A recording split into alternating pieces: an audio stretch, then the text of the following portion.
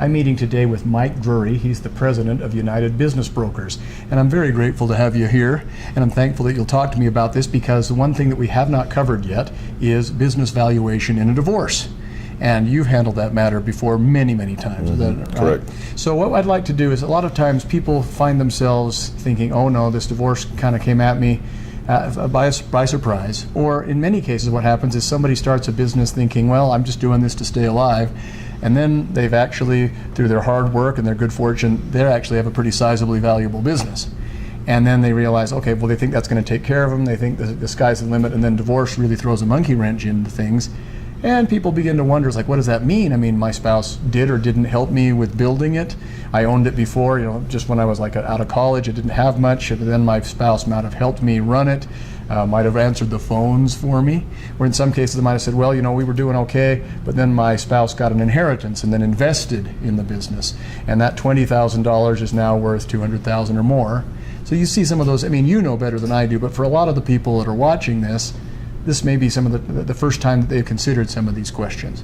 So let's start out with, all right, I'm getting divorced and my spouse is making a claim that he or she deserves a share of the business. What would they do next? And let's start with what kind of value should my business have before getting a business broker involved even makes economic sense? Mm-hmm. Really, any size business has a value. So everything from the smallest little hair salon up to a large manufacturing business has value. So no matter who owns the business or what's involved, with normal cooperation, we want to find out what's the static value. What's the static value today? So there's two types of valuations. Like I said, what's the static value today, and where's the value going tomorrow? The reality is, a buyer doesn't buy a business. The buyer values a business based on the historical earnings, but they're really there because they believe the future earnings are going to be greater. So if we take a snapshot today, which is what most divorce situations require, we would, no matter who owned the business, gather up three types of documentation. There's income value, okay, there's the asset value, and then there's the real estate or lease value. Okay. In the simplest form, those are the three parts of value. So we're going to ask for historical financial records for about 3 years on the income value.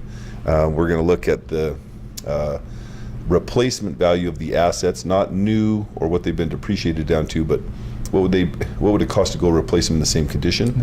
And those assets are needed to create this income, which we're going to value.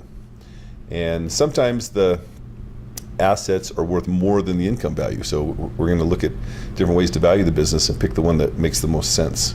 Okay. And then we look at the real estate value or the lease. If you own the real estate, are you paying the rent that supports the real estate, or is it low, just what your mortgage payment is, or have you been pushing it higher to create passive income? We're going to reset that. So the real estate has its own value all by itself. The business and its assets have its own value. Together, they can be added together, but they really are separate investments. Okay. So then we look at the owner and ask, what is the owner's involvement in the business? Is this a business that has a management team and operates with very little ownership involvement? Or is this owner in the business, I use the phrase, 20 hours a day, 15 cups of coffee. There is no business essentially without him or her. That's a job. Yeah. That's a job, and they need some coaching to create that business into a company. Okay, so that's assuming they want the business to be valuable, right? That's assuming they know how to. I think everyone wants a business that has value, but some of them are trapped into thinking only they can do it. Okay. So, yeah, we're going to look at the owner's involvement and then say how could this be transferred? Even the business where he's working 20 hours a day, drinking 15 cups of coffee, he could transfer that to someone. Someone would pay him if he was fully cooperative and was willing to make a smooth transition over an extended period of time. So even that business has value. Okay. With cooperation. But assuming the business has been around a little bit and the owner has a role that's 20 hours a week or 50 hours a week, that's most businesses. Okay. And there's value there. Buyers are willing to pay for value. We're trying to identify that value. The value is pretty finite in the marketplace, and our job is to pinpoint that finite value, knowing that there's also a subjective value on either side. So we feel very strongly about coming up with a fair value that can be defended by either side, whether we're representing the wife or the husband or whoever has been operating the business. Well, let me interrupt you there for just a moment. I mean, why not just kind of whore yourselves out to whoever the highest bidder is, so that if you're saying, well, I want you to help me to say that the value is as low as possible because that benefits me, and then why not say, well, then there's another spouse who says, no, I want the value to be as high as possible. What's in it for United Business Brokers to be to come up with something that can be defended on either side? Why would you say that? I mean, I'm not saying that you should make that choice to whore yourselves out or something, but why would you take that position? What's the business sense in that? The business sense is that our credibility for 25 years and just under 800 transactions relies on it. Our opinion cannot be purchased. You can say, if I'm the husband and I've been working my tail off, then I believe this and that, and the subjective part can sway towards the husband, but only subjective part. I still have to say to the husband, with your cooperation, here's what it's worth. Without your cooperation, here's what it's worth. Those two values are what the spouse would need to know if she was not the one operating the business. Okay. If he's really mad and just walks away, this is what I'll be able to sell the business for.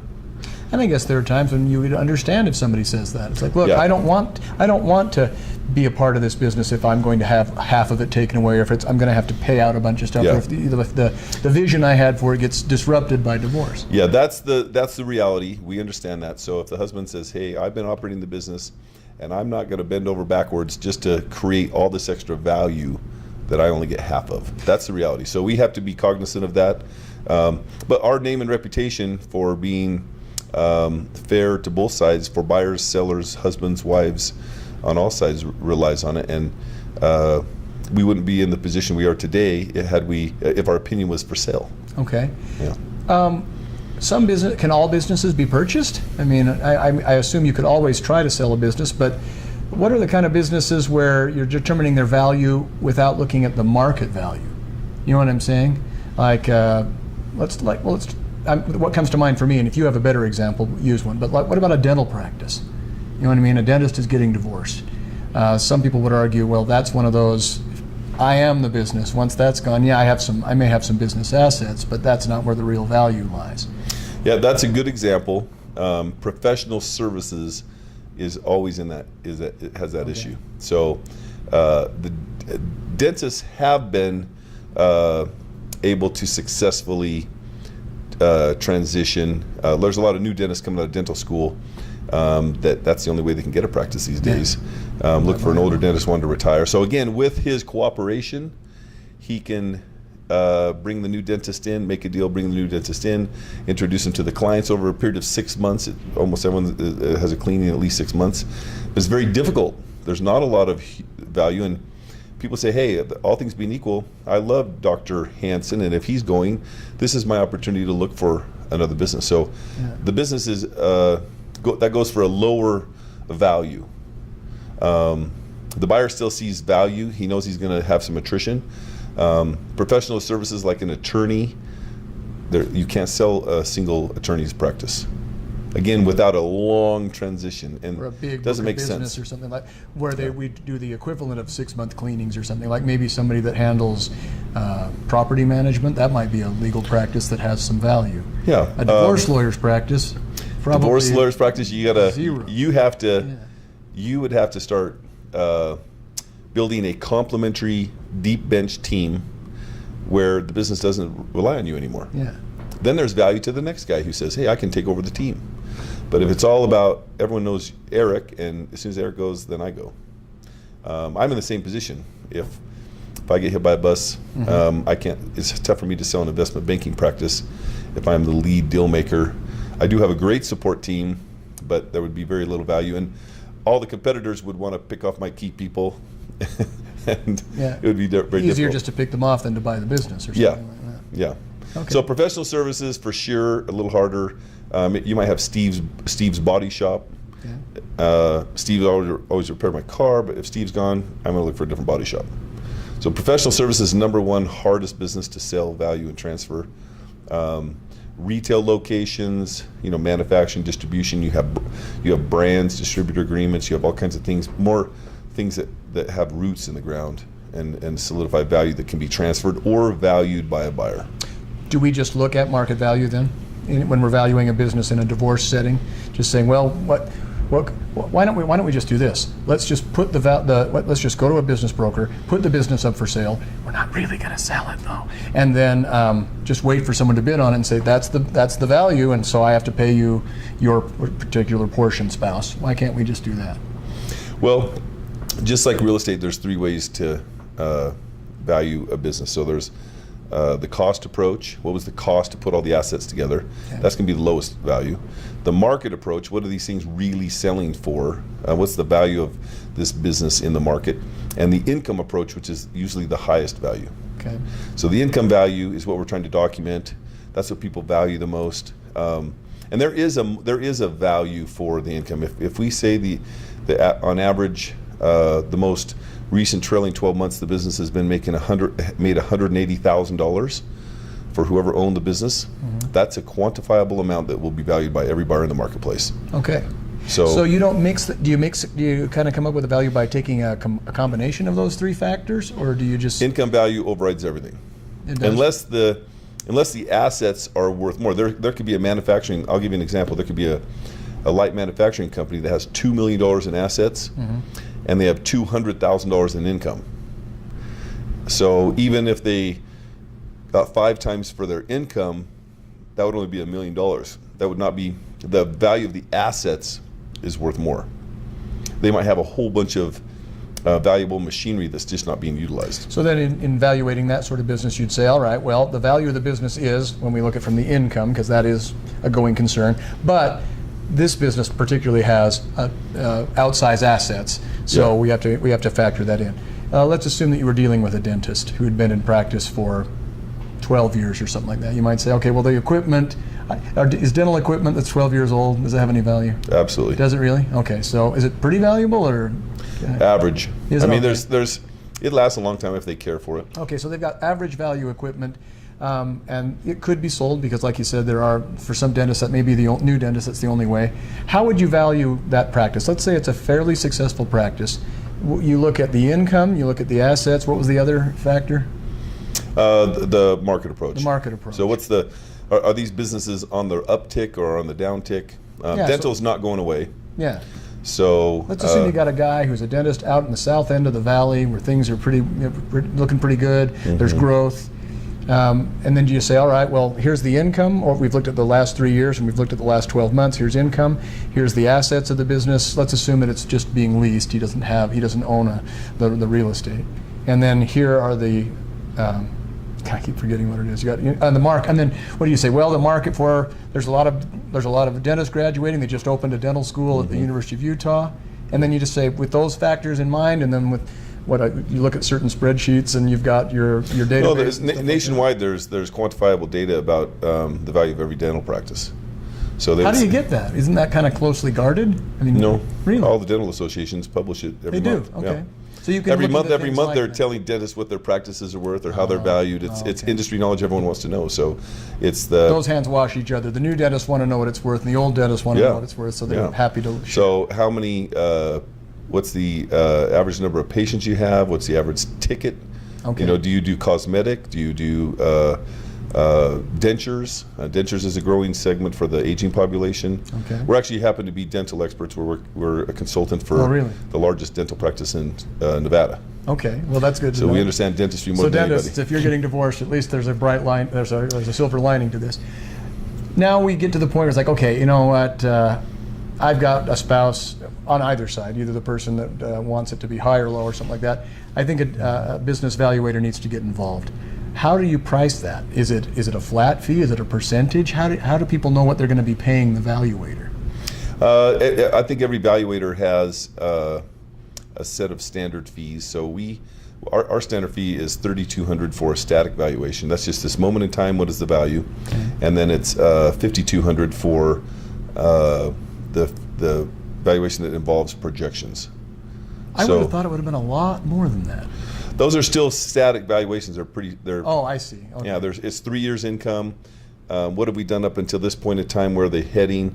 You can do a $25,000 valuation, but that's really for a more complex operation. So would static value be a bit of a trap then for somebody who started a software company and they might sell?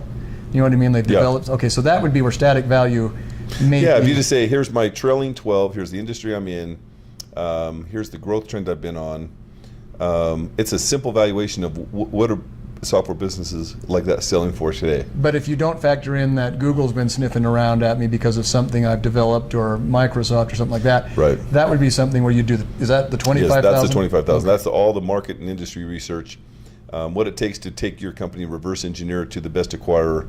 It's all the really strategic positioning. Okay, so static value, fairly easy to figure out what that's going to cost you. How long does that take? About 5 business days. About 5 business. Oh, so it's pretty fast.